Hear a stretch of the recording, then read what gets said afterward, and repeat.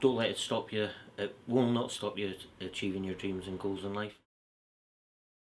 Well, I'm an ex-international cyclist. I've raced for Scotland and Great Britain on many occasions.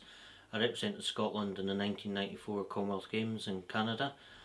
In 1996 I broke Graham O'Bree's Scottish 1 hour record, covering just under 30 miles in an hour. Commonwealth Games in Canada, that must have been an incredible experience to be part of that. It was unbelievable because myself and my brother Kenny represented Scotland. So walking into the opening ceremony with the kilt on, it would just put goosebumps right up my back. So yeah, it was a great experience, and to finish ninth, I was well pleased with that. Okay, now moving on from the cycling, you had a major change in your life. Yeah, in 2008 I had severe weight loss, I had an unquenchable thirst, constantly going to the toilet, and I also had blurred vision.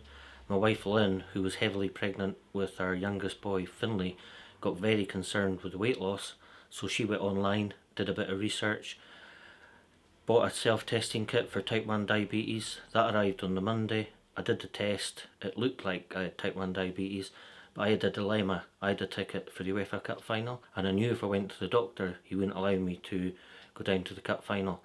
So I made an appointment for the doctor the day after the Cup final, and he sent me straight to Raigmore, where I was diagnosed with type 1 diabetes. So once you've had that diagnosis, that must have had quite an impact on your life.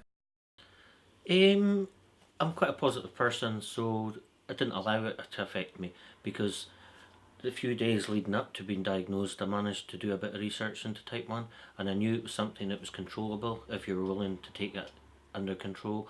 So I've never let it rule me. In fact, my motto is rule type 1 diabetes, don't let it rule you, and I'll never let it change my life. So when you're diagnosed with type 1, I think the general feeling was that you would have to stop exercising and doing fitness. Yeah, back 11 years ago, that's correct. It was sort of taboo to do sport, but I didn't want to accept that. So what I did was I got a treadmill and put it in the garage so I could learn in a safe environment what doing exercise did to my blood glucose levels. Once you decided that you were going to continue with your fitness, you decided that you were going to go for the real extreme ultra marathons.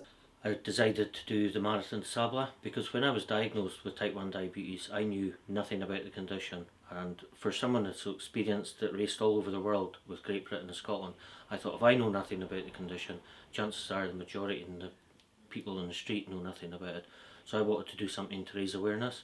So that's the reason I ran the Marathon de Sable, which is a 154-mile self-sufficient race through the Moroccan Sahara Desert, where I raised over £30,000 for 2 diabetes charities along the way.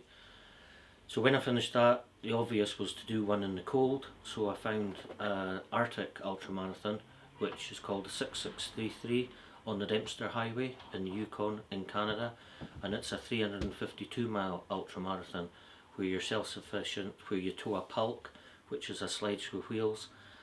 First year I did it, I failed, and I felt I'd let myself down, I'd let my family and friends down, but more importantly I felt I let the diabetes community down. So when I pulled out with the back issues, I'd made my mind up that I was going to go back in 2017 and try and finish unfinished business. When I went back in 2017, I actually finished second in the race. I've got the 6th fastest time in the history of the race, and I'm the first Scotsman to finish the race as well. Which of those two marathons were the hardest? Was it the running in the heat or the extreme cold? Absolutely no question. The 6633 in the Arctic, it made the one in the Sahara look like a park run, to be honest. It was just a totally different beast of a race. Absolutely brutal. I did the whole 352 miles with a total of 18 hours sleep. So yeah, a lot of sleep deprivation. So in May next year I am doing a race which is local around here. It starts indoors where I went to school, and it finishes indoors at the banks of Loch Ness, called the 360, and it goes all the way around Loch Ness off-road, covering 3,500 metres of climbing. So that's my next event.